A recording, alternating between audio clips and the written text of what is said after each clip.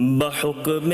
احادیث ایمان یہ ہے کہ ہو سب سے بڑھ کر محبت نبی کی۔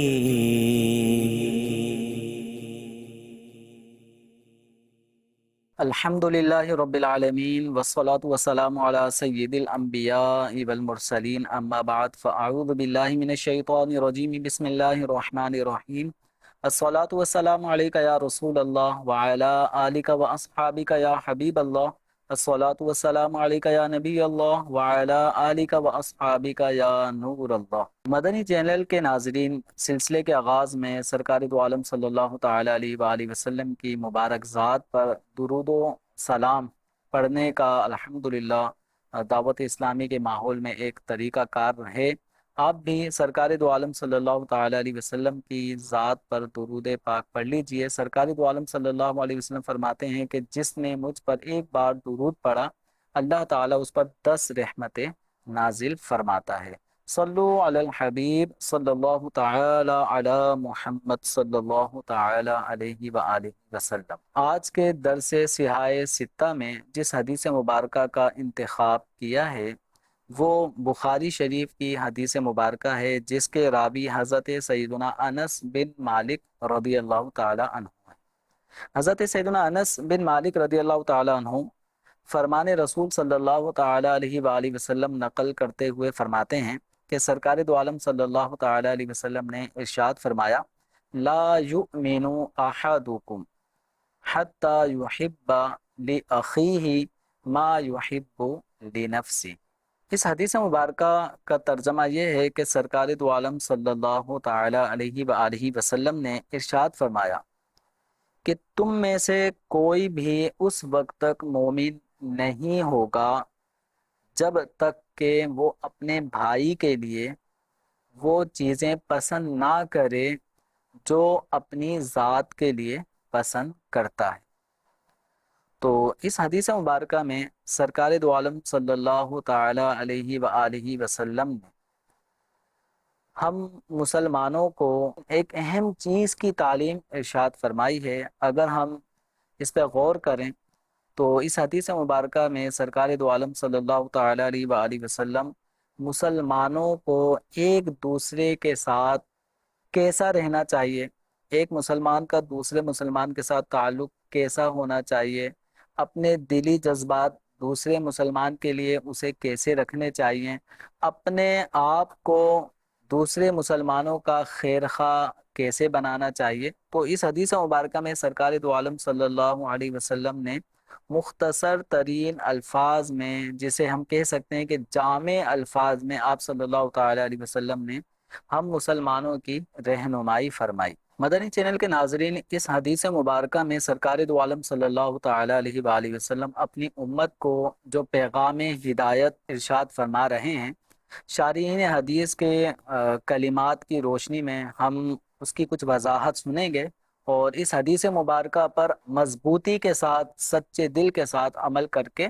اپنے ایمان کو کامل بنانے کی انشاءاللہ کوشش کریں گے، اور سرکار دو عالم صلی اللہ تعالی علیہ وآلہ وسلم کی جو اپنی امت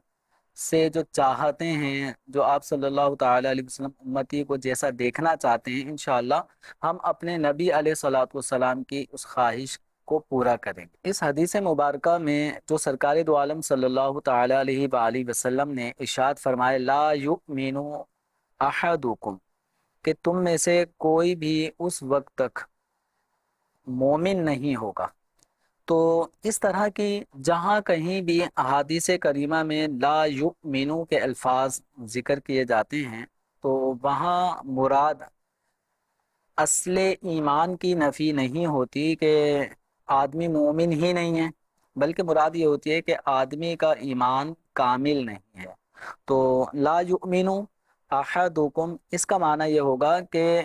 تم میں سے کوئی بھی اس وقت تک کمال ایمان کو نہیں پہنچ سکتا، تم میں سے کسی کا بھی ایمان اس وقت تک کامل نہیں ہو سکتا کہ جب تک کہ وہ اپنے بھائی کے لیے بھی وہی بات پسند نہ کرے جو اپنے لیے پسند کرتا ہے۔ اس حدیث مبارکہ سے جو بات سمجھائی جا رہی ہے وہ یہ ہے کہ دین اسلام کے مختلف شعبہ جات ہیں۔ دین اسلام ہمارا ایمان مختلف خصلتوں کا حامل ہے، تو ایک آدمی دین اسلام کی وہ تمام خصلتوں کو جب پورا کر لیتا ہے تو اس کے ایمان میں کمال پیدا ہو جاتا ہے۔ جیسے کہ حدیث مبارکہ میں بھی فرمایا گیا کہ ایمان کے 60 سے کچھ زائد یا 70 سے کچھ زائد شعبہ جات ہیں، اور ان میں سے ایک کو ذکر کرتے ہوئے فرمایا کہ حیا بھی ایمان کی ایک عظیم اور بڑی شاخ ہے۔ گویا کہ ایمان کے تقاضے یہ ہیں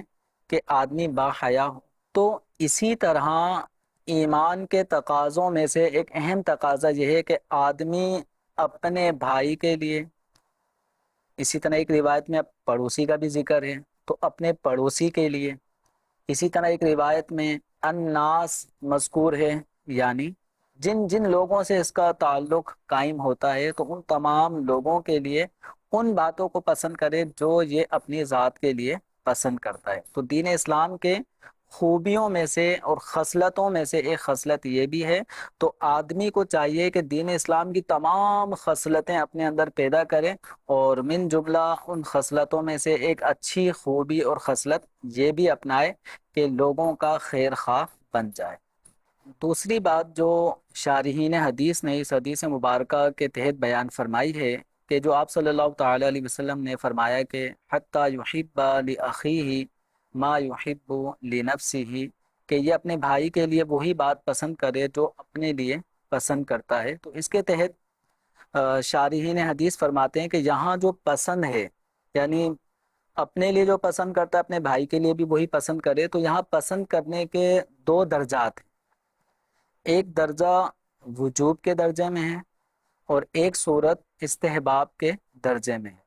وجوبی درجے کی صورت یہ ہے کہ جس طرح یہ اپنے آپ کو فرائض کا پابند سمجھنا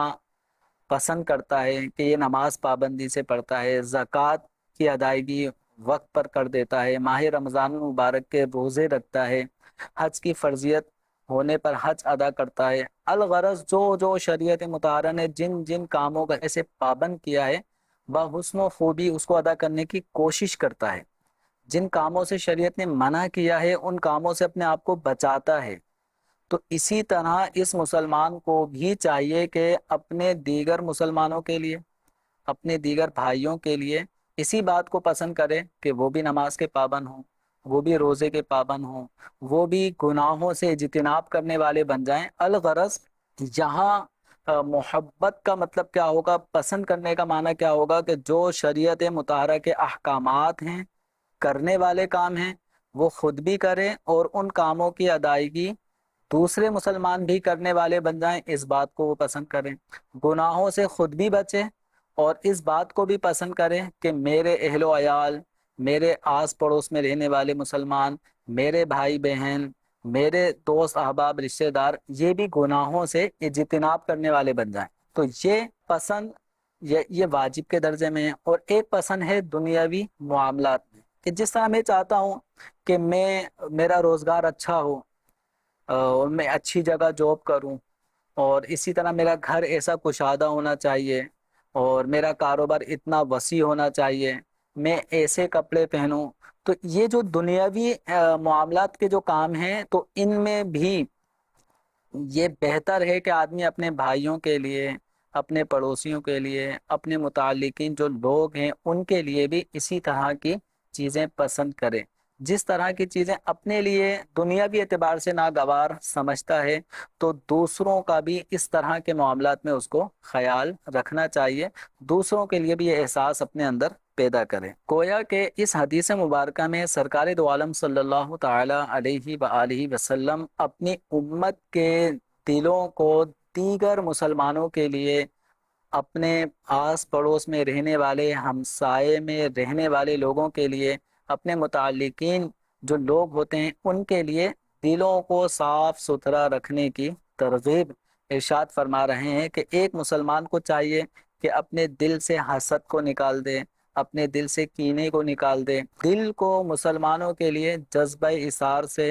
سرشار کرے، اور مسلمانوں کا صحیح معنوں میں ایک مسلمان کو خیر خواہ ہونا چاہیے۔ یہ نہ ہو کہ جو چیز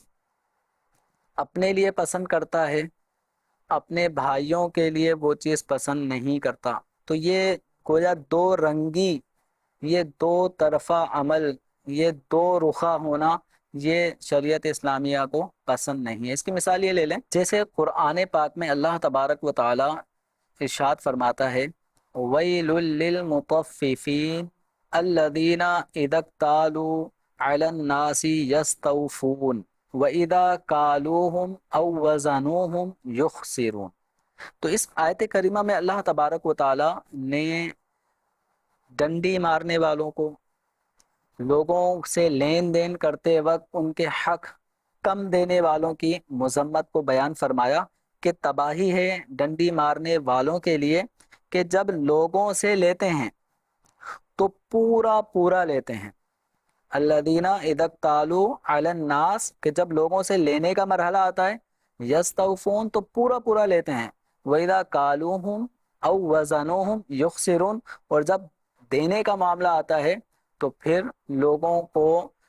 جب ان کا کوئی چیز ماپ کر دینی ہوتی ہے، تول کر دینی ہوتی ہے، تو اس میں کمی کرتے ہیں۔ یہ اپنے اور دوسروں کے لیے جو احساسات ہیں یہ مختلف نہیں ہونے چاہیے۔ ایک مسلمان جس طرح اس بات کو پسند کرتا ہے کہ کوئی مجھے دھوکہ نہ دے،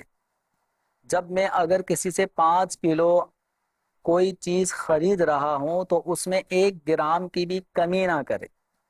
تو جس طرح مجھے یہ پسند ہے کہ میرے ساتھ دھوکہ نہ ہو، فریب نہ ہو، دغا نہ ہو، مجھے مال کم نہ دیا جائے، تو اسی طرح ایک مسلمان کے لیے یہ بھی لازم ہے کہ جب اس پر لوگوں کا حق آتا ہو تو ان حقوق کی ادائیگی کرنے میں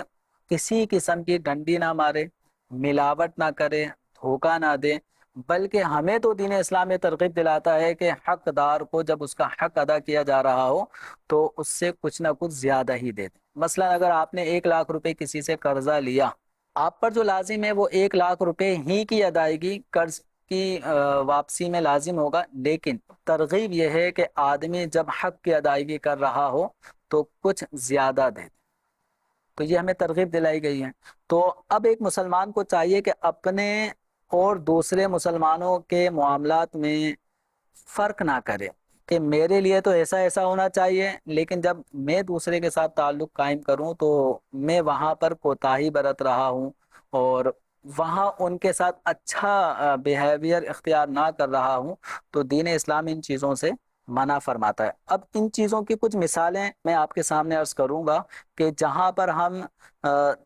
جو اپنے لیے چاہیں وہی ہمیں دوسروں کے لیے بھی چاہنا چاہیے۔ اس کی مثال لے لیں، مثال کے طور پہ ایک آدمی ہے اور وہ آدمی کسی ایسے مقام پر کھڑا ہے کہ جہاں پر پانی ہے، اسٹاپ ہی ایسا ہے،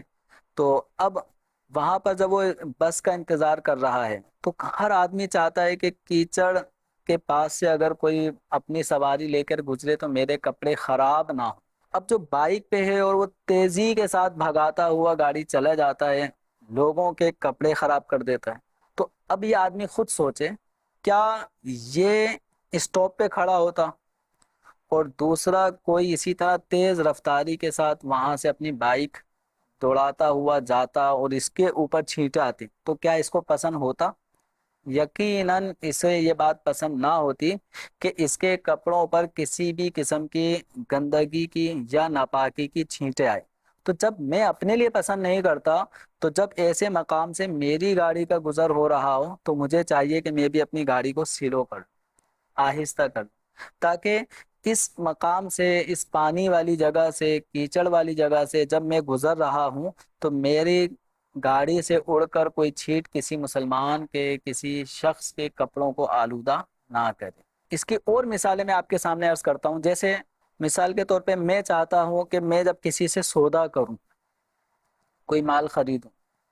تو وہ آدمی مجھ سے، ظاہر بات ہے کوئی بھی شخص بازار میں اگر کوئی آئٹم بیچنے کے لیے لاتا ہے تو جتنے میں خریدا اتنے میں تو نہیں فروخت کرے گا، وہ کچھ نہ کچھ نفع لے گا۔ تو میری خواہش، میں ایک کسٹمر ہوں، میں ایک خریدار ہوں، تو میری خواہش کیا ہوتی ہے کہ جب میں کسی سے مال خریدوں تو بیچنے والا ایک معقول نفع رکھ کر مجھے اپنی چیز بیچ دے۔ تو اب جس طرح میری خواہش ہے کہ معقول نفع بیچنے والا لے، تو جب میں کوئی مال فروخت کر رہا ہوں تو اس وقت مجھے بھی اس بات کا خیال رکھنا چاہیے کہ میں بھی مسلمانوں کو جب کوئی مال فروخت کروں تو اس میں معقول نفع رکھ کر ہی ان کو بیچوں۔ تو اس طرح مسلمانوں کی خیر خواہی کی ایک صورت یہ ہوگی۔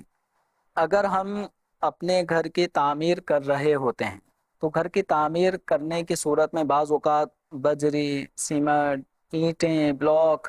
اور اس طرح کا گھر کی تعمیر سے تعلق رکھنے والے جو ساز و سامان ہیں، بعض لوگ ان کو بہت زیادہ پھیلا دیتے ہیں۔ اس پھیلانے کا نتیجہ کیا ہوتا ہے کہ لوگوں کی گزرگاہوں میں فرق پڑتا ہے، لوگوں کی آمد و رفت میں فرق پڑتا ہے۔ تو جس طرح میں یہ چاہتا ہوں کہ اگر میرا پڑوسی یا میری گلی محلے میں اگر کہیں کوئی تعمیراتی کام ہو رہے ہیں تو اس آدمی کو چاہیے کہ پھیلاوا نہ کرے، میری گاڑی کو اندر آنے جانے میں تکلیف نہ ہو۔ تو اسی طرح ہمیں بھی غور کرنا چاہیے کہ جب ہم اپنے مکان تعمیر کر رہے ہوں تو اس موقع پر ہمیں بھی ان چیزوں کو سمیٹ کے رکھنا چاہیے تاکہ آمد و رفت کرنے والے مسلمانوں کو اس گلی محلے میں اگر کوئی سبزی والے، فروٹ والے اور دیگر پھیری لگانے والے، ان کے گزرنے میں ان کو کسی قسم کی تکلیف کا سامنا نہ ہو۔ تو ایک مسلمان کو چاہیے کہ جو اپنے لیے پسند کرتا ہے وہی اپنے دوسرے مسلمانوں کے لیے پسند کرے۔ اسی طرح اگر آدمی سے غلطی ہو جاتی ہے تو غلطی ہونے پر ہر آدمی یہ چاہتا ہے کہ میں جس کا حق مجھ سے اگر تلف ہوا ہے یا میری طرف سے جس کی دل آزاری ہوئی ہے، میں اس سے اگر معافی مانگوں تو وہ مجھے معاف کر دے، اللہ کی رضا کے لیے معاف کر دے۔ تو ہر آدمی کی یہ خواہش ہوتی ہے۔ تو اسی طرح اگر کوئی مسلمان ہم سے ہماری حق تلفی ہونے کی صورت میں معافی کا طلبگار ہو تو ہمیں بھی چاہیے کہ خوش دلی کے ساتھ اس کو معاف کر دیں، اور اللہ تبارک و تعالیٰ کی رضا کے پیش نظر جب ہم اس طرح ایک دوسرے کو معاف کریں گے تو اس سے معاشرے میں ایک اچھا تاثر پیدا ہوتا ہے، اور وہ مسلمان جس کو ہم معاف کر دیتے ہیں تو وہ مسلمان ہم سے پہلے سے زیادہ محبت کرنے لگتا ہے، اور جو اللہ تبارک و تعالیٰ کے لیے عاجزی کرتا ہے اللہ تعالیٰ اس کو بلندی نصیب فرماتا ہے۔ تو اب یہ ہے کہ جو چیز ہم اپنے لیے پسند کر رہے ہیں تو وہی ہمیں دوسروں کے لیے بھی پسند کرنی چاہیے۔ اسی طریقے سے اگر دعوتوں کا اہتمام ہوتا ہے تو دعوت کے اہتمام میں جب کھانا کھلتا ہے اور لوگ ایک دم کھانے کی ٹیبل پہ رش لگا دیتے ہیں تو اس موقع پر بعض اوقات کیا ہوتا ہے، ہمیں یہ بات پسند نہیں ہوتی کہ ایک آدمی جو ہے وہ بوٹیاں قورمے سے یا بریانی سے وہ بوٹیاں نکالے جا رہا ہے، یا اسی طرح میٹھا آئٹم رکھا ہوتا ہے تو وہ خوب اس نے پلیٹ بھر لی، اور جب ہماری باری آئی تو وہ تھالی خالی ہو گیا۔ تو ہمیں یہ بات پسند نہیں ہوتی کہ ہم لائن میں لگے اور جب کھانے تک پہنچے تو وہ ساری اس کی رونقیں تو ختم ہو چکی ہیں۔ تو یہ بات ہمیں گوارا نہیں ہے۔ جب ہمیں یہ بات گوارا نہیں ہے تو اب غور کریں کہ جب ہم کھانے تک پہلے پہنچ گئے اور پیچھے لوگ کھڑے ہیں تو ہمیں بھی اس بات کا خیال رکھنا چاہیے کہ جو بات مجھے پسند نہیں تھی تو وہ بات دوسرے مسلمانوں کے لیے بھی میں پسند نہ کروں، یعنی اب جب میں کھانا اتنا ہی نکالوں جتنا کھانا ہے، بلکہ ہونا یہ چاہیے کہ اگر تھال میں کچھ بوٹیاں موجود بھی ہوں تو ان بوٹیوں کو اپنے بعد میں آنے والے بھائی کے لیے اثار کرتے ہوئے چھوڑ دیں۔ آپ تھوڑا سا سالن لے لیں، آپ تھوڑے سے بریانی کے چاول زیادہ کر لیں، بھلے بوٹیاں چھوڑ دیں۔ تو کوئی اس طرح کے معاملات کو اگر ہم کریں گے، ایک دوسرے کی خیر خواہی جب ہمارے دلوں میں بیٹھ جائے گی تو ہمیں ہر طرح سے اپنے مسلمان بھائی کا خیر خواہ بن جاؤں گا، اور ہر آدمی کی یہی سوچ ہونے لگ جائے گی کہ مجھے اپنے بھائی کے لیے، اپنے پڑوسی کے لیے اور اپنے متعلقین افراد کے لیے وہی چاہنا ہے، وہی پسند کرنا ہے جو میں اپنے ساتھ ہونا پسند کرتا ہوں۔ تو اس طرح کیا ہوگا، ایک دوسرے کا ادب احترام بھی باقی رہے گا اور ہمارے معاشرے میں امن و سلامتی الحمدللہ پھیلنا شروع ہو جائے گی۔ اس کی 20 یوں صورتیں بن سکتی ہیں۔ مثلا بعض اوقات ایک آدمی ایک مقام سے دوسرے مقام تک سفر کر رہا ہے، اب اس سفر کا دورانیہ 1 گھنٹہ بھی ہو سکتا ہے، 1.5 گھنٹہ بھی ہو سکتا ہے۔ اب ہوتا کیا ہے کہ بعض لوگوں کی عادت ہوتی ہے کہ ان کو اگر سیٹ مل گئی، اب انہوں نے اگر 50 روپے کرایہ دیا ہے تو اسی 50 روپے میں ایک مسلمان وہ بھی ہے کہ جو ڈنڈا پکڑ کے کھڑا ہوا ہے، یہ آدمی بیٹھا ہوا ہے۔ تو اب یہ سوچے کہ اگر میں اس کی جگہ کھڑا ہوا ہوتا اور یہ آدمی بیٹھا ہوتا تو میری خواہش یہ ہوتی کہ یار 1 گھنٹے اس کو بھی وہیں جانا ہے، مجھے بھی وہیں جانا ہے، تو تھوڑی دیر کے لیے مجھے بیٹھنے تھے۔ تو یہ خواہش دل میں پیدا ہوتی ہے کہ دونوں کا سفر ایک ہے، کرایہ بھی دونوں نے برابر کا دیا ہے، لیکن ایک سیٹ پہ بیٹھا ہے اور ایک کھڑے ہو کر جا رہا ہے۔ تو جس طرح کھڑے ہونے والے کی خواہش ہے کہ مجھے تھوڑی دیر بیٹھنے کا موقع مل جائے، تو اسی طرح ہمیں بھی یہ بات دوسرے مسلمانوں کے لیے پسند کرنی چاہیے کہ اگر ہمارا اور دوسرے مسلمان کا سفر کا دورانیہ یکساں ہے تو پھر ہمیں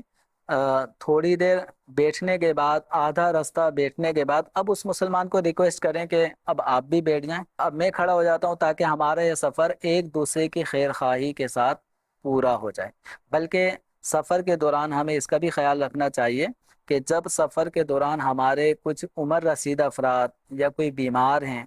تو ایسے افراد اگر بس میں چڑھ جاتے ہیں اور ان کو سیٹ نہیں مل رہی ہوتی تو ایثار کریں، قربانی دیں، اور بزرگوں کا احترام کرتے ہوئے ان کو اپنی سیٹ پر بیٹھنے کا موقع دیں کہ جو آج کسی عمر رسیدہ مسلمان کے ساتھ خیر خواہی کرتے ہوئے اس کا ادب اور احترام کرتا ہے، اس کے لیے مدد کرتا ہے، اس کی تعظیم کرتا ہے، تو کل کو جب یہ بوڑھاپے تک پہنچے گا تو اللہ تبارک و تعالی ایسے لوگ پیدا فرما دے گا جو اس کے لیے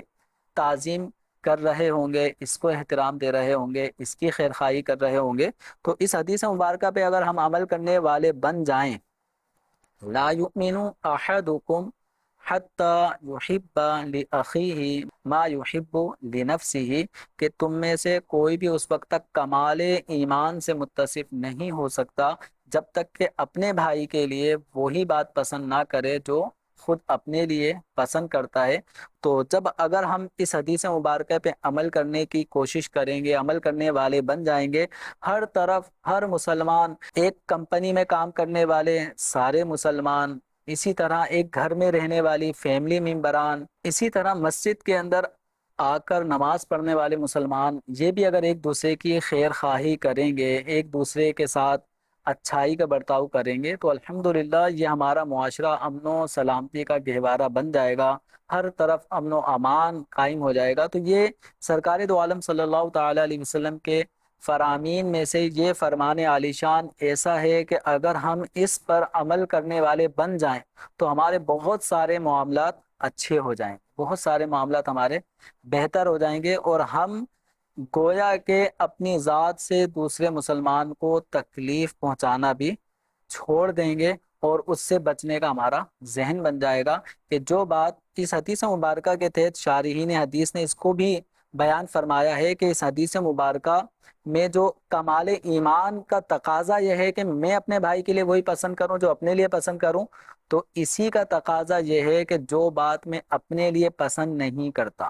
جو بات مجھے ناگوار گزرتی ہے، تو میں اپنے مسلمان بھائی کے لیے بھی اس بات کو پسند نہ کروں، وہ چیزیں میں چھوڑ دوں۔ اور ہمارے بزرگان دین اس طرح کی باتوں سے اجتناب کیا کرتے تھے جو مسلمانوں کو تکلیف پہنچانے والی ہیں۔ حضرت سیدنا احنف بن قیس رحمۃ اللہ تعالی علیہ سے پوچھا گیا کہ آپ نے حلم، بردباری،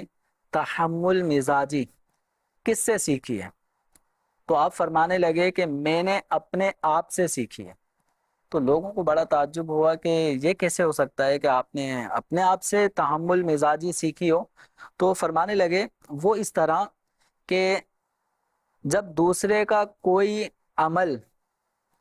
کوئی رد عمل، کوئی اس کا کام، کوئی اس کی بات مجھے ناگوار گزرتی، تو میں نے اپنا ذہن یہ بنا لیا کہ میں بھی وہ کام نہیں کروں گا جو مجھے ناگوار۔ تو اب جب جو چیز مجھے پسند نہیں ہے کہ میرے ساتھ ایسا سلوک کیا جائے، تو پھر میں نے وہ کام ہی کرنا چھوڑ دیے۔ تو اس طرح میرے اندر تحمل مزاجی اور بردباری پیدا ہو گئی۔ تو مدنی چینل کے ناظرین، ہمیں بھی چاہیے کہ اپنے آپ کو ان تمام تر برے کاموں سے بچا لیں، وہ تمام تر برے کام کرنا چھوڑ دیں کہ جو کام ہمیں اپنے لیے پسند نہ ہو کہ دوسرا ہمارے ساتھ کرے، تو ہمیں بھی دوسرے کے ساتھ وہ کام کرنا نہیں چاہیے۔ ہمیں بھی وہی کام دوسروں کے لیے پسند کرنا چاہیے جو کام ہمیں اپنے لیے پسند ہوں۔ اللہ تبارک و تعالیٰ سے دعا ہے کہ اللہ تبارک و تعالیٰ ہمیں حدیث مبارکہ کے نور سے ہماری زندگی کو منور فرمائے، اس عالم کو روشن و منور فرمائے، اور ہمیں احادیث کریمہ پر عمل کرنے کی توفیق عطا فرمائے۔ آمین بجاہ نبی الامین صلی اللہ تعالی علیہ وآلہ وسلم۔ بحکم احادیث ایمان یہ ہے کہ ہو سب سے بڑھ کر محبت نبی کی۔